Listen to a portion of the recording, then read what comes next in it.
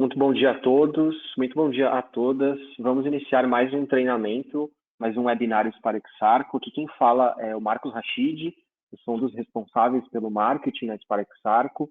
É um prazer imenso estar com vocês aqui hoje. Hoje a gente está com a ilustre presença da engenheira Roberta Said, especialista na área de troca térmica aqui no Spark Sarco. Pessoal, eu vou dar alguns recados de início. A gente vai ter um treinamento aí de 60 minutos, tá? Esses 60 minutos, eles são divididos aí em mais ou menos 50, 55 minutos de apresentação e 5 minutos para perguntas, tá? Caso vocês tenham algum problema com o áudio ou com a apresentação em si, eu peço que vocês mandem aqui no campo de perguntas, tá? Eu espero que todo mundo esteja me ouvindo, eu não sei se o pessoal está me ouvindo, eu estou falando aqui, mas eu acho que sim. Caso alguém queira nos responder, falando que o áudio está legal. Pessoal, a gente tem uma pergunta de satisfação ao final do nosso treinamento. Então, no finalzinho, essa pergunta de satisfação ela aparece automaticamente para vocês. É uma pergunta, são poucas perguntas, super rápido, e vocês têm a oportunidade de estar fazendo alguma pergunta específica do treinamento para o palestrante, tá? E a gente vai estar respondendo isso para vocês através do e-mail. Vocês também ajudam a gente, né, a melhorar os nossos treinamentos, e quem responde a pergunta de satisfação tem a oportunidade de estar recebendo um certificado de participação, que serve aí para vocês estarem utilizando no LinkedIn, tá colocando num currículo. Então, vale muito a pena estar ajudando a gente aí com o certificado, com a nossa pesquisa, e estar recebendo esse certificado da Spark Sarco. Roberta, fique à vontade aí, um bom treinamento para você e um bom treinamento a todos. Eu estarei aqui caso alguém tenha alguma dúvida.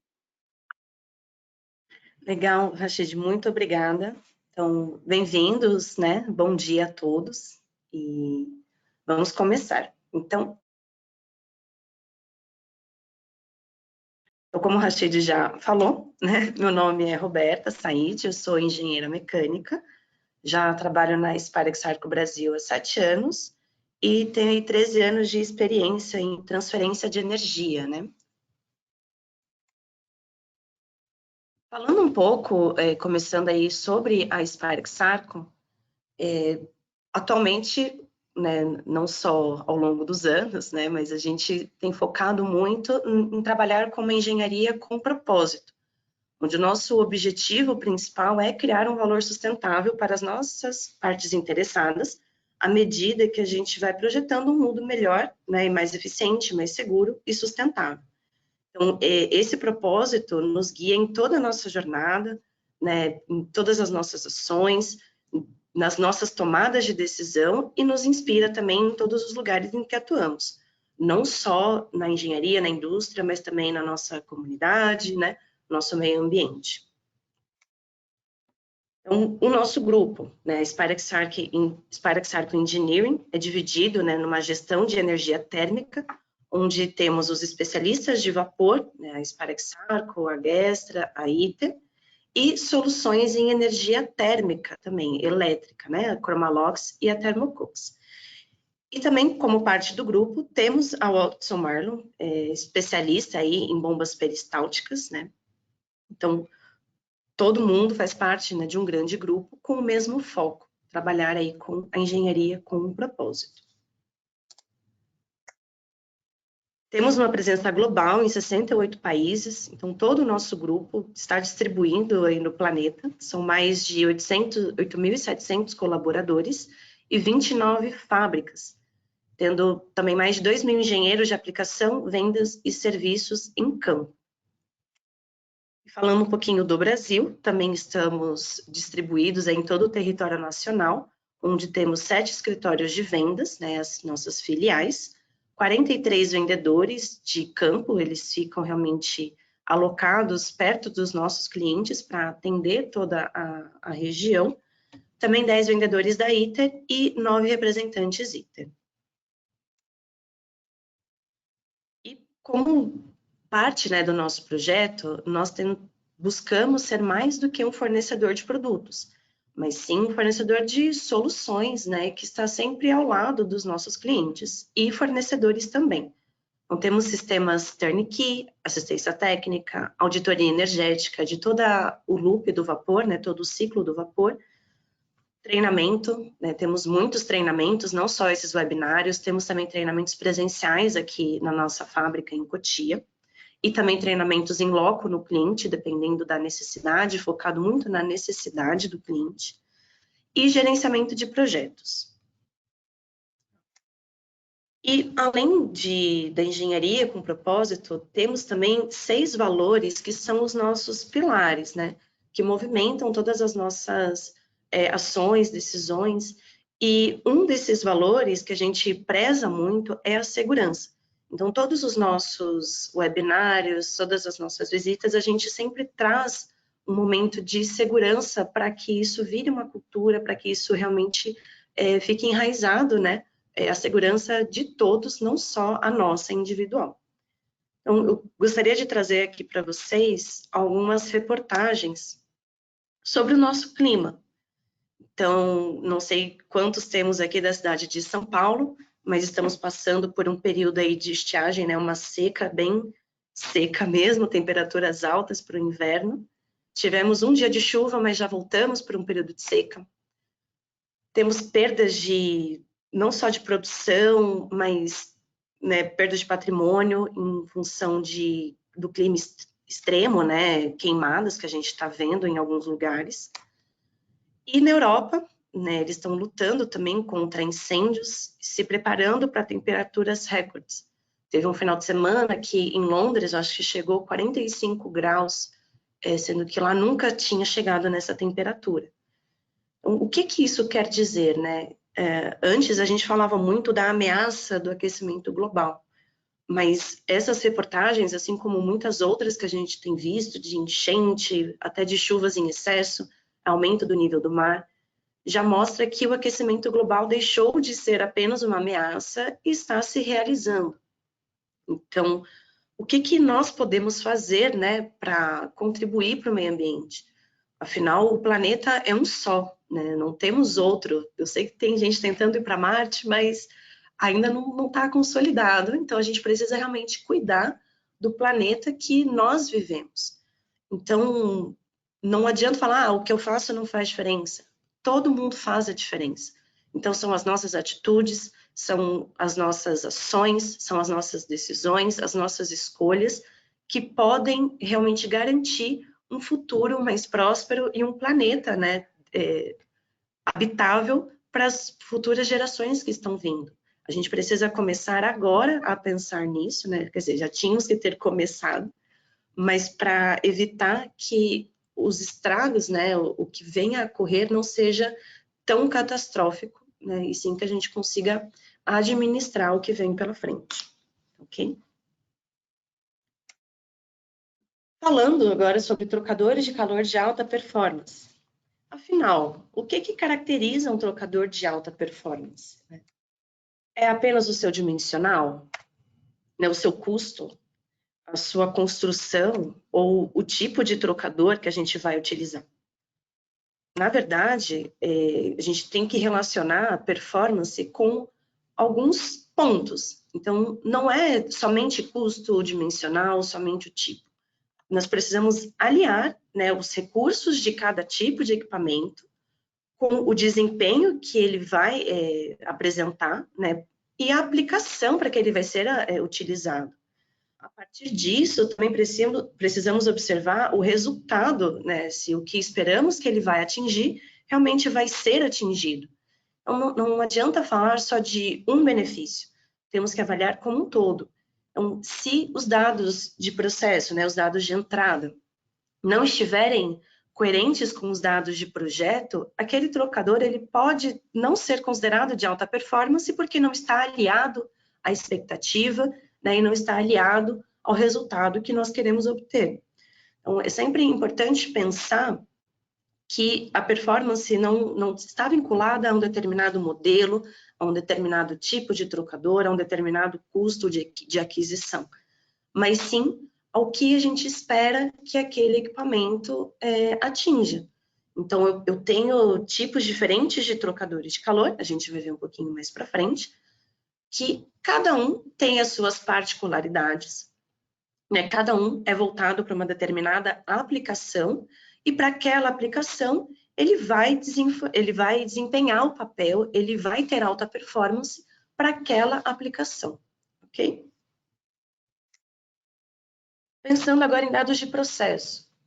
O que eu preciso para poder dimensionar corretamente um trocador de calor? Então, hoje nós pensamos em sistemas montados. O trocador, ele é um meio de troca, mas eu preciso também de alguns acessórios para controlar a temperatura, para ter controle de processo, para remover impurezas, né? Também vamos ver a importância desses acessórios. Mas eu preciso de dados de entrada. Então, quais são os dados de entrada, né? Qual é o tipo do meu processo? Se é um processo de aquecimento em batelada, então eu tenho uma massa que eu vou ficar recirculando dentro de um reservatório. Esse é um tipo de processo. Ou então eu preciso aquecer a água que está de passagem, eu preciso já chegar com essa água quente num determinado processo. Esse é outro tipo, né? Ou se é um aquecimento local por injeção direta, eu preciso entender, né, como que é o processo que necessita daquele aquecimento. Aqui vamos falar muito de vapor e água, pois é a nossa expertise, mas vale também para todos os outros tipos de aquecimento, né? Não só pensando em temperaturas altas, mas se eu vou aquecer uma água que está gelada, como a água de torre, as temperaturas são baixas, né, para o nosso contato. Porém, eu tenho um fluido quente e um fluido frio, que eu preciso transferir energia. Então, eu preciso entender como que essa energia vai ser transferida de um fluido para o outro. Qual é a disponibilidade dos fluidos? Então, eu tenho vazão suficiente para atender aquele processo? Eu vou ter temperatura suficiente para atender o processo? Né? A pressão também é satisfatória, né, para chegar no ponto de consumo na pressão correta? Isso eu também preciso avaliar, pois independe um pouco do trocador de calor. Então, se eu preciso de água, resfriar água para 10 graus, mas eu não tenho nenhuma outra fonte, né, nenhum outro fluido que vai absorver essa energia, eu só tenho água a temperatura ambiente. Então, eu posso fornecer o sistema que for, ele não vai performar, porque eu não consigo transferir toda a energia de um fluido para o outro. Por isso, precisamos entender qual é a disponibilidade dos fluidos que temos ali para aquele processo. Qual é o tempo de processo? Como eu falei, a gente pode ter aí um sistema de uma recirculação que pode acontecer em 1 hora, em meia hora, em 2 horas. Então, eu vou diluir a energia necessária, né, na transferência nesse tempo de aquecimento. Então, é importante entender, porque se a gente especifica um sistema para 2 horas de aquecimento, na hora que vocês precisarem que aqueça em meia hora, o sistema não vai ter capacidade. Então, ele é de alta performance, porém não está adequado à situação. Também a qualidade dos fluidos. Se eu tenho uma água mais dura, né, com maior probabilidade, né, de depósito de incrustações, ou que venha com a racha de sujeira, água de rio, que pode ter a racha de lama, né, a gente já viu alguns trocadores assim. Então, isso também vai interferir na performance do equipamento. E o diferencial de temperatura também. Se eu vou aproximar muito, né, eu preciso tirar toda a energia disponível de um fluido e passar para o outro, talvez eu precise de um trocador maior, né, eu vou aumentar a área de troca. Por isso que a gente precisa entender os conceitos. Então, a energia, como que eu descubro qual é a energia necessária do meu processo? Está vinculado com massa, tempo, as propriedades do fluido, né, nesse caso aqui o calor específico, e o diferencial de temperatura. E cada equipamento vai ter um coeficiente global, né, vai ter um desempenho, tem uma velocidade de escoamento, vai ter uma perda de carga, que a gente também precisa levar em conta para fazer uma especificação correta e adequada para o processo. E só então vamos ter o resultado como saída. E qual que é o resultado? atender as demandas do processo. Então, atender em vazão, em temperatura, em tempo, em pressão, sem prejudicar nenhuma produtividade, né, que a gente tenha necessidade. Eu trouxe aqui alguns tipos de trocadores de calor, não são todos os disponíveis no mercado, senão eu ficaria, acho que até o fim do dia hoje, falando de todos os tipos disponíveis e as suas características. Trouxe aqui alguns principais que nós trabalhamos, tá? Sendo ele o principal, o trocador de calor a placas. Então, é o trocador que contém maior área de troca térmica com menor espaço requerido. Então, o design da placa, né, você tem ali uma corrugação que aumenta, maximiza essa área de troca, exatamente para ocupar um espaço muito mais compacto. Permite o cruzamento de temperatura, então, a hora que eu pego um fluido que está quente e um fluido que está frio, se eu coloco os dois em contato, a tendência é chegar numa temperatura média, né? Eu aqueço um pouco um e resfrio um pouco o outro. Quando a gente fala em cruzamento de temperatura, é quando eu consigo chegar, né, nesse fluido quente muito próximo da temperatura inicial do meu fluido que está frio. Então, eu não chego numa temperatura média, eu chego quase próximo ali. Se eu tenho água a 10 graus e uma água que está a 80, eu conseguiria rebaixar essa água de 80 a 11, 12 graus. Então, esse é o cruzamento de temperatura, é realmente maximizar qualquer recuperação de energia, qualquer transferência de energia. Temos também alto range de modelos, então temos modelos desde bocais de 3/4 de polegada até bocais de 8 polegadas, né, ou até maior do que isso. Então, é realmente para atender aí uma vasta gama de aplicações, né, e de necessidades. Todas as partes molhadas, então, por mais que a gente esteja vendo ali que tem uma chapa que está pintada, que talvez seja de algum outro material, né, não tem contato com o fluido. Então, o fluido só entra em contato mesmo com as partes em aço inox, tá? Para maior, realmente, durabilidade. E ele permite alguma ampliação e um recondicionamento, ou seja, sujou, entupiu, a gente consegue abrir e retornar o equipamento à sua condição inicial de projeto, como se fosse um equipamento novo. Então, eu consigo limpar a placa, trocar as vedações, ou até mesmo trocar uma placa que esteja ali danificada, e ele volta à sua condição original. Temos também trocadores de calor casco serpentina, onde o fluxo de vapor passa pelas serpentinas. Os tubos serpentinados, ele também consegue menor espaço, né, requerido, porque eu uso tubos de 2, 3 metros e comprimo ali em menos de 1 metro. Então, eu também ganho em área de troca. Por trabalhar com o vapor na serpentina, essa serpentina atua como uma mola, que amortece, né, qualquer efeito de golpe que a gente venha a ter por alagamento do equipamento. Então, eu consigo subresfriar o condensado. Com isso, né, a gente também aproveita uma parte do calor sensível que eu tenho ali, né, no vapor, no condensado, ou seja, a energia contida na água que é formada após o vapor transferir a sua energia, né, e voltar, sair do estado físico gasoso para o estado físico líquido. E também ele permite que a gente, por não ter, né, vedações e tal, eu consigo trabalhar com vapor sem necessidade de redução de pressão. Então, eu posso trabalhar com sistemas mais simples, mais compactos. Claro que cada um tem a sua aplicação, tem a sua limitação, né, e algumas características específicas por processo, que a gente vai avaliar por processo. Então, não adianta eu generalizar aqui falando que ele atende a um determinado processo específico. A gente precisa avaliar como é que é a situação, como que é a condição da caldeira, como que é a necessidade, né, o tempo de produção, até mesmo qual é o valor disponível para investimento inicial.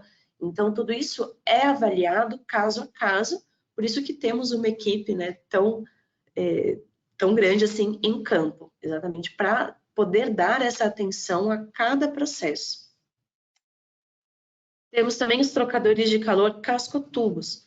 Então, o trocador, né, esse da imagem de cima, ele contém os tubos corrugados, ao invés de um tubo liso, como nos trocadores cascotubo convencionais. Então, ele gera maior turbulência, né, no escoamento. Com maior turbulência, eu aumento a taxa de transferência de calor, ou seja, eu consigo transferir mais energia num espaço menor. Então, também suporta pressões aí um pouquinho, até 12 quilos, né? Ele suporta bem, trabalha bem com essas pressões. 100% em aço inox. Tem um fole para expansão térmica, então, como a gente aplica ele muito em vapor saturado, altas temperaturas, você pode ter uma dilatação térmica do trocador, então ele já vem com esse fole para absorver essas expansões e aumentar a sua vida útil. E ele apresenta baixíssima perda de carga. Eu coloquei baixa, mas eu estou aumentando aqui a intensidade, porque realmente são perdas de cargas baixas, principalmente no circuito da água, né, no fluido ali de processo. Então, ele acaba atuando como um trecho de tubulação que está aquecendo, né, que está trocando calor enquanto a água está de passagem. E também temos disponível um trocador cascotubo para aplicações sanitárias. Então, é um equipamento diferenciado que está focado em atender todos os requisitos desse segmento. Então, eu tenho ali espelho duplo, eu tenho eletropolimento das superfícies em contato com esses fluidos, né, WFI, PW, tudo para a indústria aí, sanitária, farmacêutica. E, por fim, temos também a opção de um trocador a placas e bloco. Então, é um equipamento que é focado em aplicações mais severas, né, alta pressão, alta temperatura. Trabalhamos em conjunto com a Alfa Laval, que é a fabricante, né, desse equipamento. Então, se nenhum desses é uma pressão 25 bar, 40 bar, a gente tem uma solução, é possível pensar nessa solução. Assim como o trocador a placas, ele tem a vantagem do placas, que tem maior área de troca com menor espaço requerido, e também permite o cruzamento de temperatura, né, também maximizando a recuperação de energia, permitindo também o recondicionamento. Então, né, ele tem aqui, permite a abertura para a gente fazer limpeza, né, do conjunto de placas e recondicionar para a condição original. Relembrando, não existe um trocador melhor do que o outro. O que existe é um trocador mais aplicável para uma determinada demanda, para uma determinada aplicação, certo? Agora, como eu posso aumentar a vida útil, né? Maximizar a vida útil de um trocador de calor? Exatamente para que ele mantenha sua performance por mais tempo, né? Esse é o nosso objetivo. Então, primeiro, eu preciso pensar num plano de manutenção. E hoje, temos aí 3 diferentes momentos de intervenção nesses sistemas de aquecimento com trocador de calor. Eu vou falar muito em sistema de aquecimento, porque para vapor, dificilmente o trocador vai operar sozinho. Então, temos que pensar no sistema como um todo, tá? Então, primeiro momento, eu posso atuar numa manutenção corretiva. Então, a manutenção corretiva, como o nome já diz, eu vou corrigir um problema. Então, essa manutenção vai acontecer depois que o equipamento falhar. Então, depois que eu parei meu processo, depois que já está com vazamento no trocador, depois que a válvula parou de funcionar, depois que o purgador travou, está dando vazamento. Então, essa manutenção, você sempre vai ter que ir atrás dos reparos em caráter de emergência, porque afinal você está com seu processo parado. E também você não vai ter tempo, por causa dessa emergência, de realmente achar a causa raiz da falha. Muitas vezes a gente só corrige aquele problema ali que está acontecendo, mas eu não sei se ali é o problema. Quem garante que não vai voltar a acontecer? Então, ou eu fico mais tempo parado, perdendo produtividade, né, com essas paradas não programadas, para tentar achar a causa raiz dessa falha, ou eu corrijo aquela ação imediata, né, uma ação corretiva, daquela falha específica, mas que ela pode vir a acontecer novamente em pouco tempo. Depois da manutenção corretiva, a gente já evoluiu, então a manutenção preventiva já existe, né, em muitas empresas, já é bem comum se falar sobre isso, que você pensa ali, né, esse equipamento, eu vou fazer manutenção nele a cada 6 meses, a cada 4 meses. Então, você estipula intervalos periódicos, então você para o equipamento no momento que seja mais oportuno, né, para aquele processo, para não ter perda de produtividade, e você vai só mantendo o sistema em operação. Então, você consegue comprar os reparos com antecedência, já sabe quando que vai ser, né? A parada é programada, então você consegue comprar com antecedência para que tenha todos os reparos no momento que for fazer a manutenção. Porém, você pode acabar substituindo alguma vedação, algum item que ainda estariam longe, né, do seu fim de vida. Então, consequentemente, você vai manter a vida útil, mas talvez você conseguiria usufruir aquele sistema um pouquinho mais de tempo, né, antes de falhar, se a gente soubesse, né, quando que ele vai falhar.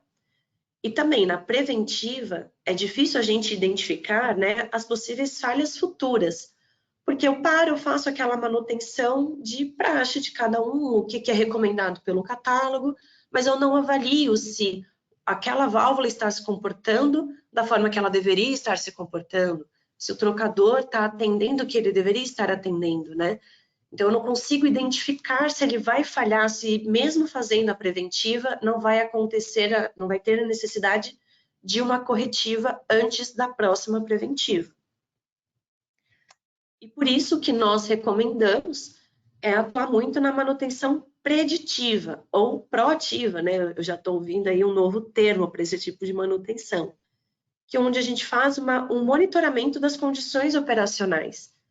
Então, está muito vinculado com a nova indústria, né, o 4.0, onde a gente está focando em automação do sistema. Então, eu posso popular o meu sistema com sensores. Então, eu vou monitorar se a pressão de vapor que está chegando está coerente com o que foi no projeto. Eu vou ver qual que é o tanto que eu vou admitir que ela oscile. Meu trocador, qual que é a perda de carga de projeto, qual que é a perda de carga que está acontecendo agora. Então, eu posso ir monitorando os sintomas, né?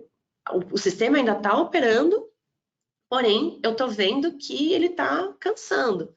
Quem não tem um funcionário que é bom, que entrega, mas você vai sentindo que ele já está ficando cansado, aí você vê que é melhor parar, vai descansar um pouquinho, para ele continuar entregando bem, antes que venha acontecer algum acidente, né? Algum burnout, alguma coisa assim. Mesma coisa se aplica aqui. A gente vai percebendo os sintomas enquanto o sistema ainda está operando. Com isso, você consegue, primeiro, entender aonde que vai falhar primeiro e o porquê que vai falhar primeiro, né? Então, você consegue programar, falar, ó, aquele sistema de aquecimento está começando a aumentar a perda de carga no trocador. Então, eu já vou programar uma parada para fazer limpeza nesse trocador, né? Então, você não tem uma manutenção estipulada a cada tempo, pois vai variar de acordo com a frequência que você usa esse sistema. Se ele nunca para, ou se você fica ligando, desligando, ligando, desligando. Tudo isso também interfere na vida útil, né? Se a manutenção vai acontecer antes ou pode ser esticada um pouquinho mais.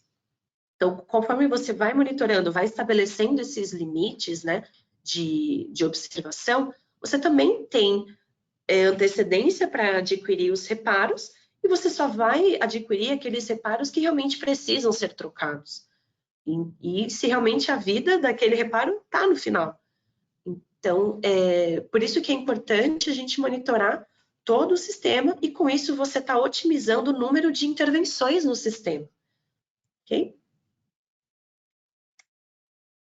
Segundo ponto, precisamos respeitar os limites operacionais daquele equipamento. Então, eu trouxe aqui algumas plaquetas, né, e também as informações de folheto. Sempre confirmem se a sua aplicação está dentro desses limites operacionais do trocador de calor. Tá? Claro que O trocador suporta até 12 bar, até 10 bar, até 180 graus? Suporta, mas é igual o carro. O carro também suporta que você chegue a velocidades de 200 km por hora. Mas você vai andar sempre a 200 km por hora? Né? E se você andar sempre, primeiro gostaria de saber aonde.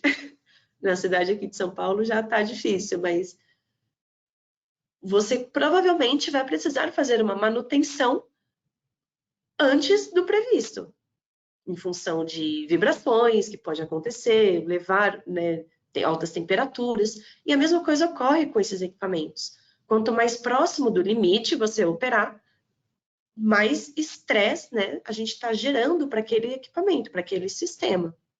Então, é possível? É, mas para ter maior vida útil, é melhor a gente trabalhar um pouco abaixo desses limites, certo? Terceiro ponto, qualidade dos fluidos, como eu havia comentado lá no começo. Então, alta dureza na água é um exemplo, favorece a incrustação com carbonato de cálcio, ou então uma presença de particulado, algum material orgânico. Eu trouxe aqui algumas fotos, né, de uns trocadores a placas, que é o que a gente consegue abrir, né, para fazer essa manutenção. Então, existe, né, essa sujidade, pode acontecer. Então, quanto pior, vamos dizer assim, a qualidade do meu fluido, mais rápido eu vou ter que fazer manutenção, mais rápido ele pode vir a apresentar algum problema, né? Porém, não está vinculado tanto à performance do equipamento, mas sim a uma característica do fluido. É claro que dentro do mundo dos trocadores, eu tenho alguns determinados modelos que lidam melhor com fluidos que têm essas características. Então, que vai distribuir melhor o fluxo dentro ali do canal de passagem, né, da área de troca, que vai permitir maior turbulência, consequentemente, menor vai ser o meu fator de incrustação, menor vai ser o depósito, né, dessa sujeira. A turbulência tem um efeito autolimpante nos equipamentos. Então, a hora que eu trabalho com um modelo que vai gerar uma turbulência maior, eu vou ter uma incrustação menor e, consequentemente, eu vou aumentar o tempo, né, de utilização daquele equipamento. Por isso que a escolha correta do trocador está vinculada às características do processo. Além disso, eu posso ter fluidos de alta viscosidade. Então, conforme eu aumento a viscosidade, eu posso prejudicar a velocidade de escoamento, a turbulência gerada. E isso também vai favorecer o depósito de sujeira, de incrustação. E voltando um pouco para o vapor, a qualidade do vapor também pode fazer a diferença. Então, um exemplo, vapor com umidade alta pode reduzir a energia disponível para o aquecimento, já que eu vou dividir ali entre calor latente, calor sensível. Eu estou falando alguns termos que talvez quem esteja assistindo pela primeira vez pode soar um pouco estranho, mas depois eu vou mostrar para vocês, temos toda uma linha de webinários aí já disponíveis no YouTube, que vocês podem ir para conhecer melhor sobre esses conceitos, tá? De calor latente, calor sensível do vapor. E além do que, voltando, né? Esse condensado acumulado, né, que é a umidade em vapor nada mais é do que água. É o condensado que eu vou formando por perda de energia. Ele também pode causar golpes nos componentes. Então, eu posso prejudicar a minha válvula de controle, eu posso prejudicar filtro, eu posso prejudicar válvulas de bloqueio e prejudicar até mesmo o próprio trocador de calor, né, por ter esse arraste de umidade. Quanto mais seco o vapor, mais energia ele vai ter e mais rápido ele vai transferir essa energia. Quarto ponto, como eu comentei, seguir boas práticas de operação. Então, faz um ano, eu também ministrei um webinário sobre boas práticas em sistemas de aquecimento. Está no nosso canal do YouTube, tá? Quem quiser voltar a assistir, a gente vai passando por cada ponto, né, do sistema como um todo. Vou resumir aqui. O primeiro passo, como eu comentei, né, identificação correta dos dados de processo e a carga térmica do sistema. Nesse webinário, a gente entra em mais detalhes sobre o cálculo ali da carga térmica, da energia necessária, dependendo do tipo de processo, certo? O selecionamento do tipo de trocador adequado àquela aplicação e as demandas de processo. Controle de temperatura com válvula modulante, porque eu vou disponibilizar a energia necessária que está sendo demandado. Se eu trabalho com controle de temperatura on-off, ou eu vou mandar todo o vapor que eu tenho, ou eu vou desligar tudo de uma vez. Então, a curva, né, de resultado, a curva de controle de temperatura mesmo, acaba tendo picos altos e picos baixos. Com o controle modulante, a gente tem uma curva bem suave, bem próximo a uma linha reta. Então, a gente consegue ter processos mais estáveis, mais controlados. A qualificação dos fluidos, entendo que alguns fluidos, né, determinados fluidos de processo, eu não consigo mudar tanto a sua característica, mas no caso de vapor, eu posso trabalhar com separador de umidade, filtros de linha, no lado da água também eu posso aplicar filtros para remover alguma sujeira maior que possa vir a entupir o meu equipamento, né, vir a entupir o trocador. Então, vamos buscar qualificar o máximo possível aqueles fluidos para aumentar a vida útil do nosso sistema. E aplicação de válvulas de bloqueio automáticas. Então, se eu tenho uma válvula de bloqueio que está automatizada, ligada em algum sinal de alarme do nosso processo, ela pode fechar para tudo, né, até que se resolva aquela situação que é mais alarmante. Então, se o meu processo não pode trabalhar com água a mais do que 60 graus, passou dessa temperatura, a válvula já aciona, fecha. Com isso, eu tenho, né, confiabilidade no processo, e também se eu exceder algum limite ali, ou exceder alguma pressão, alguma coisa, eu posso fechar a alimentação de vapor até que se estabeleça a paz, né, no sistema. Também outro ponto crítico para os sistemas de aquecimento com vapor saturado é a remoção eficiente do condensado que se forma naturalmente nessa troca de calor. Então, se eu mantenho, exceto no trocador casco serpentina, que a gente falou que ele já foi dimensionado para trabalhar com esses alagamentos, alguns outros trocadores são mais sensíveis a esse tipo de golpe. Então, se eu tenho ali uma massa de água que está parada, ele pode gerar alguma corrosão, ou então, na hora que eu alimento com vapor novamente, eu posso gerar algum golpe que pode romper uma placa, estourar uma gacheta, né? Até mesmo romper um tubo.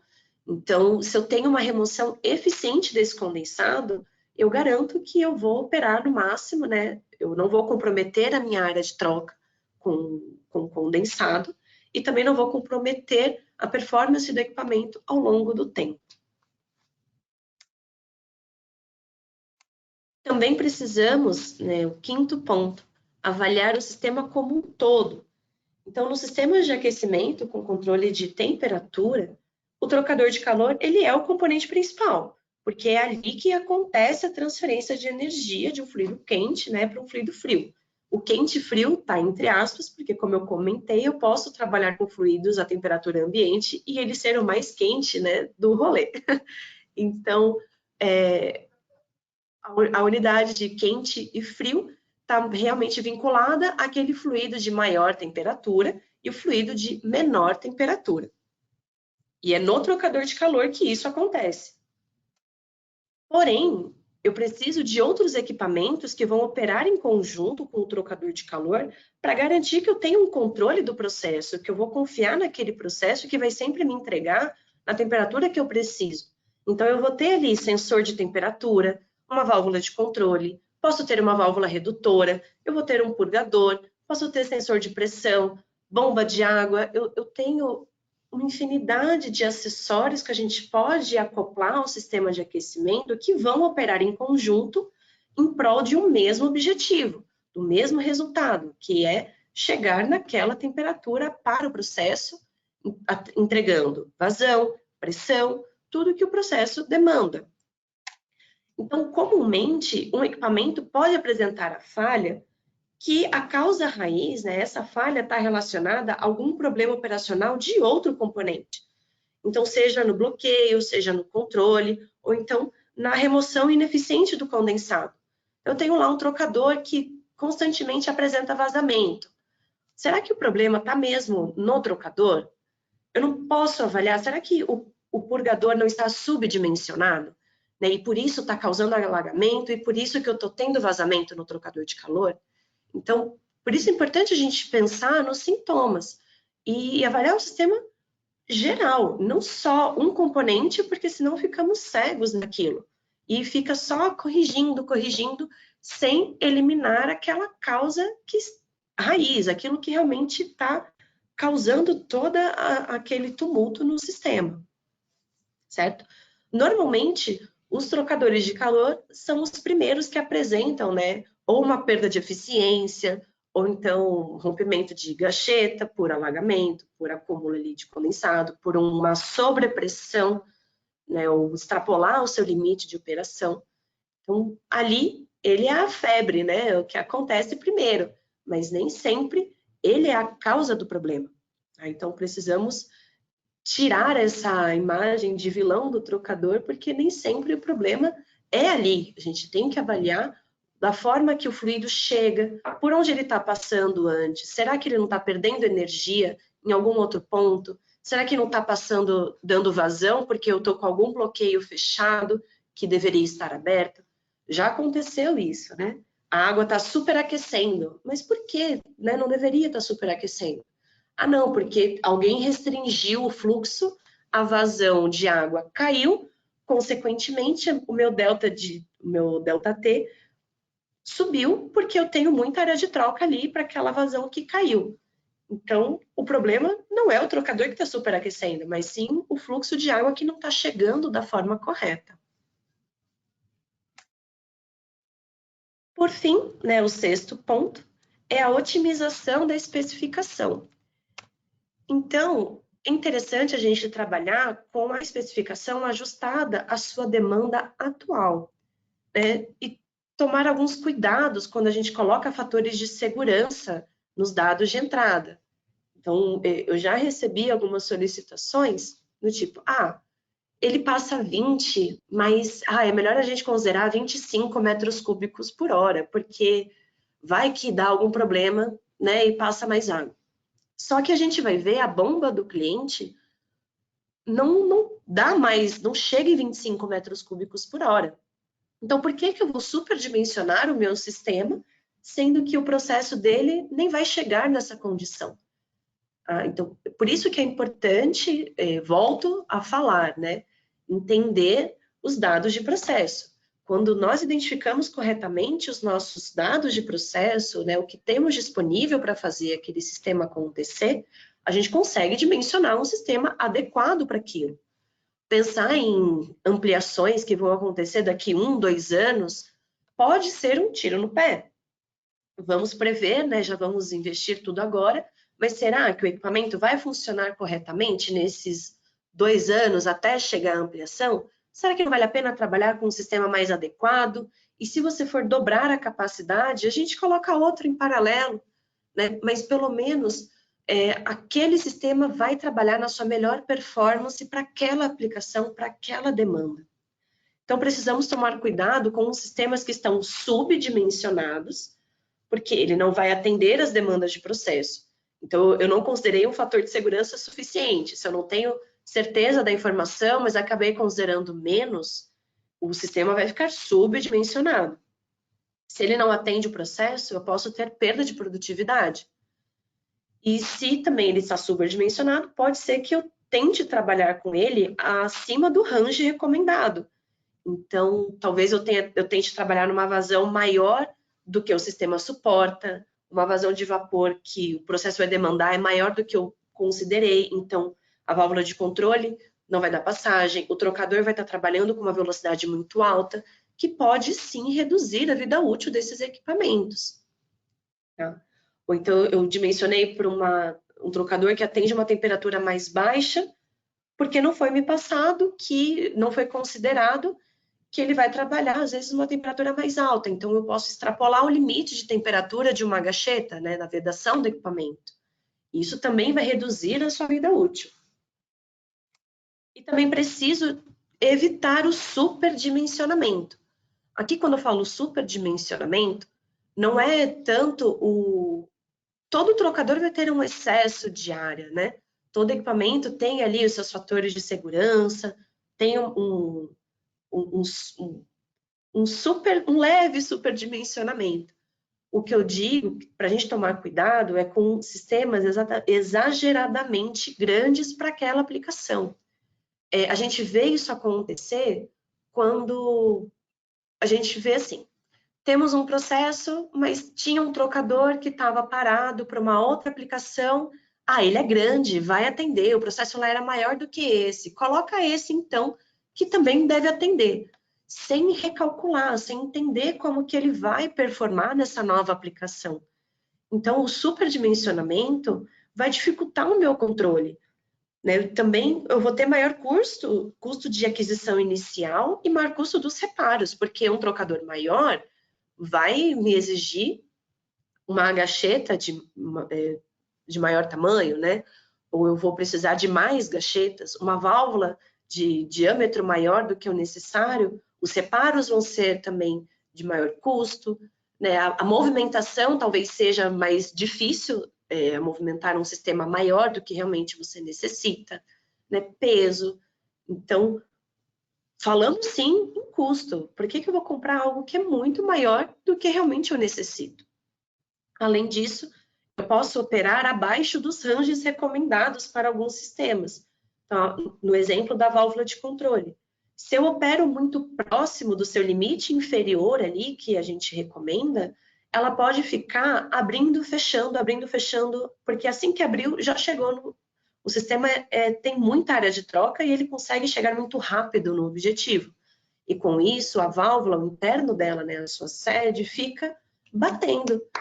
E conforme a gente vai batendo, você danifica aquela sede no tempo, no intervalo menor do que se ela operasse, né, numa condição de maior abertura, né, numa condição um pouco mais assertiva, mais otimizada para aquela aplicação. Também reduzindo a vida útil do equipamento.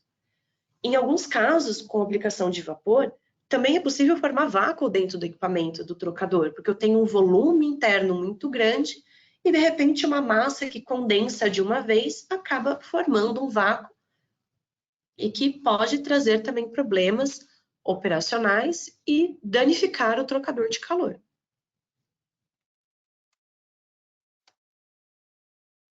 Vamos recapitular. Tá? A performance está vinculada com os resultados obtidos, pensando também nas características, né, e como que cada tipo de trocador de calor desempenha aquele papel, desempenha aquela aplicação. Os trocadores são especificados para atender as demandas de processo a partir dos dados de entrada disponíveis. Então, vamos buscar ser mais assertivos, né, nesses dados de entrada, compreender melhor o processo para o qual eu preciso de um trocador de calor. Para prolongar a vida útil do trocador, então vamos focar em manutenção preditiva, onde eu vou gerenciar os sintomas daquele processo, os sintomas daquela operação. Respeitando os limites operacionais, vamos conhecer a qualidade dos fluidos para identificar, aplicar um trocador que vai performar melhor para aquele determinado fluido, né, que vai trazer menos prejuízos com manutenção. Seguir as boas práticas operacionais, tais como qualificar o vapor, remoção eficiente do condensado, respeitar uma velocidade de escoamento para ter turbulência e ter taxa de transferência de energia.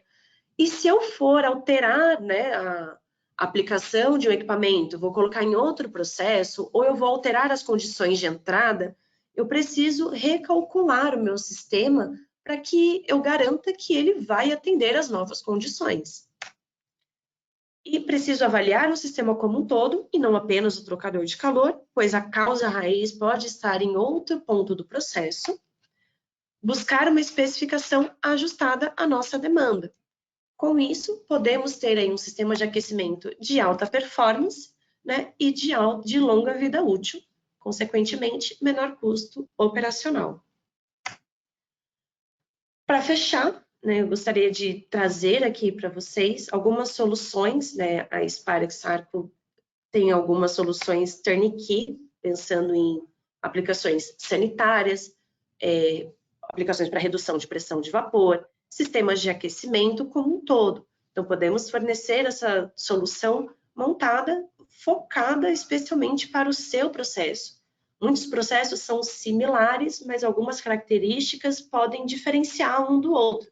E nós buscamos sempre ir no detalhe para que aquele sistema que seja fornecido atenda realmente à sua necessidade. Conforme prometido, 50 minutinhos aí de apresentação. E agora a gente pode abrir para algumas dúvidas, algumas questões que tenham sido levantadas aí no chat, ou se alguém quiser mandar a sua questão no chat, a gente pode responder agora. Legal, Roberta, obrigado pela apresentação até aqui.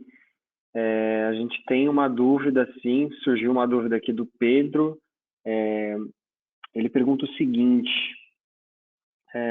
o quanto o aumento do tamanho da caldeira, entre parênteses, pressão e vazão, exige uma troca de um trocador de calor a placas?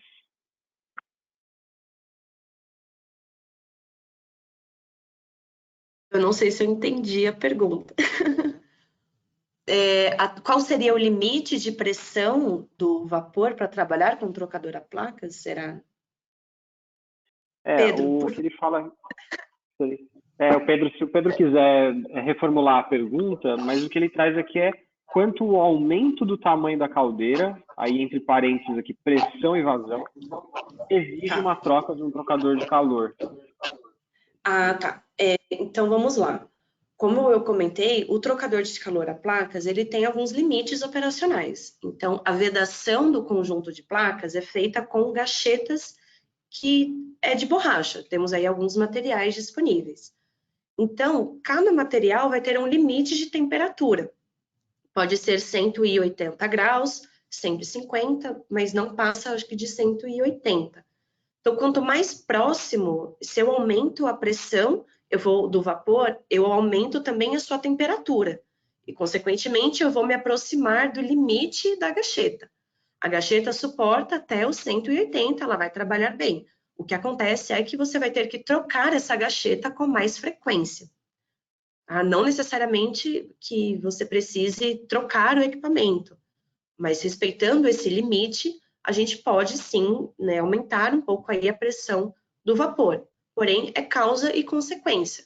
Quanto maior a temperatura, mais rápido essa gacheta ela pode chegar, né, ao fim da sua vida útil, né?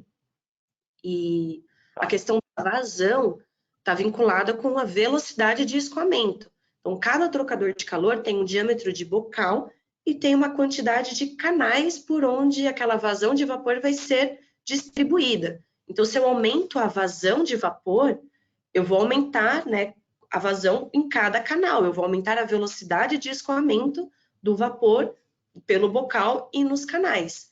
Então, por isso que é necessário recalcular o trocador para entender se ele vai suportar, do jeito que está, a nova vazão e a nova pressão, ou se é preciso aumentar o número de placas, ou então se é preciso aumentar o modelo para um bocal maior, em função por estar excedendo o seu limite de velocidade admissível. Então, acredito que essa foi a pergunta. Legal, Roberto. A gente tem uma pergunta, acho que um pouco nesse sentido, relacionado aos trocadores a placas. Quanto tempo dura a placa inox em processos de vapor? A placa inox, ela tem uma boa durabilidade, tá? Se seguimos todas as boas práticas, eu já vi trocador que está 5, 10 anos operando sem ter que trocar a placa. Então, depende muito do processo. Como é aço inox, tem uma grande... a durabilidade é do aço inox, né? O vapor, ele não é agressivo ao aço inox. Ele trabalha com alta temperatura e água. Então, o vapor nada mais é do que água quente. Então, não vai danificar essa placa em pouco tempo. Dificilmente a gente tem que trocar a placa de um trocador de calor a placas em um curto espaço de tempo, exatamente pela sua alta durabilidade.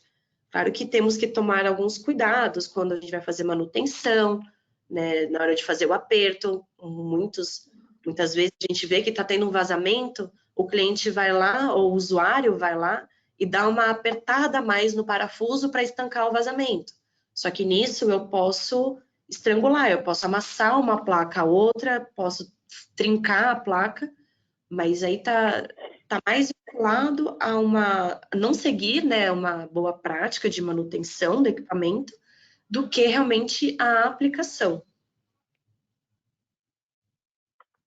Legal, Roberta. Tem uma pergunta do Anderson que ele traz o seguinte: como controlar a estolagem e seus efeitos no trocador de calor? Aliás, no trocador de placas. Tá. O stall também foi mencionado no nosso webinário, né, sobre boas práticas em sistemas de aquecimento, para quem não é familiar com esse termo. Mas, resumindo, é quando nós temos uma pressão muito baixa dentro do trocador de calor, não só do placas, mas também acontece em qualquer trocador de calor, tá? Então, a pressão é mais baixa do que a pressão atmosférica, ou a pressão na linha de retorno ali do condensado. Com isso, eu vou acumulando condensado dentro do trocador. Uma forma, o stall, nem sempre eu vou conseguir evitar que ele aconteça, porque ele está vinculado ao processo. Se a minha contrapressão ali no purgador é maior do que a pressão que vai chegar internamente no equipamento, o stall vai acontecer. O que a gente pode fazer para minimizar o efeito do stall é trabalhar com uma remoção eficiente do condensado utilizando um purgobombeamento. Então, se eu tenho uma purgobomba ou uma bomba de condensado, a hora que eu alagar o trocador, essa bomba vai forçar a remoção desse condensado, né, como se fosse uma bomba mesmo. Então, eu vou bombear o condensado para fora do equipamento. Com isso, eu consigo garantir maior vida útil aí do processo, se eu tenho grandes chances, né, ou se eu tenho um percentual alto de stall, ou até mesmo qualquer percentual de stall, eu já posso trabalhar com a purgobomba para minimizar os impactos. Show de bola, Roberta. A gente tem uma outra pergunta. Eu não entendi exatamente essa pergunta, mas eu vou te fazer, talvez você consiga ajudar. O Luiz pergunta o seguinte: neste quesito de gacheta, se tem variados rangos de temperatura que cada uma resiste? Não sei nem se é exatamente uma pergunta. Isso, é o que eu comentei. Então, a gacheta é uma borracha. Então, temos alguns materiais diferentes. Então, eu posso ter borracha nitrílica, eu posso ter borracha em EPDM, posso ter borracha em Viton, e cada uma tem um limite de temperatura. E o selecionamento dessa gacheta também está atrelado ao processo. Então, para vapor, nós recomendamos a borracha em EPDM ou até mesmo borracha em Viton, se o fluido for mais agressivo, né? O fluido que eu for aquecer. Só que a borracha nitrílica tem um limite de temperatura menor e ela também não performa muito bem a altas temperaturas. Então, ela danifica mais rápido. Então, sim, cada tipo de gacheta tem um limite de temperatura, tem uma aplicação específica, né, onde vai performar melhor. Então, não adianta eu falar que a borracha nitrílica é de alta performance para vapor, porque ela não é. Ela é alta performance para sistemas com óleo, sistemas com água. Já o EPDM trabalha bem com vapor, mas não é aplicável para óleo, por exemplo. Então, aquilo que a gente falou, o requisito do produto precisa atender a demanda do processo para ele poder performar corretamente e ser considerado de alta performance. Legal. Uma última pergunta, Roberta, para a gente finalizar. O Afonso pergunta qual que é a diferença da gacheta original da paralela. A gente consegue identificar? Das gachetas, repete, por favor. Qual que é a diferença da gacheta original para o modelo paralelo dela? Ah, entendi. O mercado paralelo, né? Na verdade, visualmente, olhando assim, bem rapidinho, você vai achar que é igual. Porém, eu não recomendo utilizar borrachas, as gachetas do mercado paralelo. Primeiro que as originais vão ter estampado o logo, né, do fabricante. Então, vai estar lá Alfa Laval, né, e outros fabricantes. E vai ter algumas marcações, alguns códigos, né? Essa é a forma de identificar. Além do que, recomendamos que compre de locais que sejam apropriados, ou diretamente com o fabricante, ou com algum distribuidor autorizado, uma revenda autorizada, que essas pessoas conseguem comprovar que o material é original. Porém, né, a vida útil das gachetas no mercado paralelo é bem inferior, sim. Então, ela pode ter um custo menor, porém você vai ter que parar o processo, fazer manutenção com mais frequência. Então, não é só, você vai ter que comprar com mais frequência, né? Você vai ter um gasto maior de recurso, vai gerar mais resíduos. Então, eu sempre recomendo a utilização do material original, ok? Busque ali alguma marcação do fabricante, porque as do mercado paralelo não vai ter essa marcação, né? Elas podem ser um pouco mais finas, um pouco menos resistente. Não, o mercado paralelo varia muito a qualidade de um para o outro, então é difícil falar alguma característica assim que realmente o diferencie. Mas busque comprar de locais que você consiga garantir a procedência do material. Legal, Roberta. Surgiu mais uma pergunta, você quer responder? Acho que é a última aqui, para a gente não deixar a ponta solta. O que você acha? Tudo bem? Claro, pode ser. Do Luiz, uma pergunta, ele traz o seguinte para a gente: para trocadores de calor que visam abaixar a temperatura e o fluido a ser resfriado é ácido, tem alguma dica para a análise preditiva visando a maior durabilidade do trocador? Sim, primeiro que o trocador de calor, ele tem que ser compatível com esse fluido mais, que é o ácido, né, mais corrosivo. Então, dependendo do tipo de ácido, do tipo de fluido, você tem ali uma concentração que vai ter uma compatibilidade. Então, talvez o aço inox 316 não atenda, tenha que ser algum outro material de placa, né, material em contato com esse fluido. E o que eu vejo é que temperatura e concentração são fatores críticos, né, para a questão da corrosão, tá? Então, se você conseguir monitorar, né, a concentração e respeitar os limites de temperatura, né, o trocador ele vai ser dimensionado para aqueles dados de processo. Então, monitorar para que não exceda aquela temperatura, porque em altas temperaturas pode eu digo assim, se ele vai ser resfriado, ele vai chegar quente, para que ele não chegue muito mais quente do que aquela placa, aquele material vai suportar. Tá? Então é importante conhecer, na hora de especificar o trocador, perguntar para o fabricante qual que é o limite dele com relação à corrosão. Qual que é a concentração máxima que suporta, qual que é a temperatura máxima que suporta para aquela concentração. E aí você pode monitorar essas variáveis para garantir que o sistema vai operar corretamente e vai ter vida útil. Legal, Roberta. Obrigado aí pela última resposta. Agradeço a todos. A gente passou uns 2 minutinhos aí, mas eu estou vendo aqui que está todo mundo junto com a gente ainda. Agradeço a sua palestra, sua apresentação e agradeço a participação de todos. Peço para que, se puderem responder nossa pesquisa de satisfação, a gente fica muito grato e também a gente emite esse certificado de participação que pode fazer para vocês. Tá? Então, muito obrigado a todos e um bom almoço a todo mundo. Legal, muito obrigada, Rashid, obrigada a todos, obrigada pelas perguntas. E vamos lá, vamos aos próximos. Ótimo dia a todos. Tchau, tchau.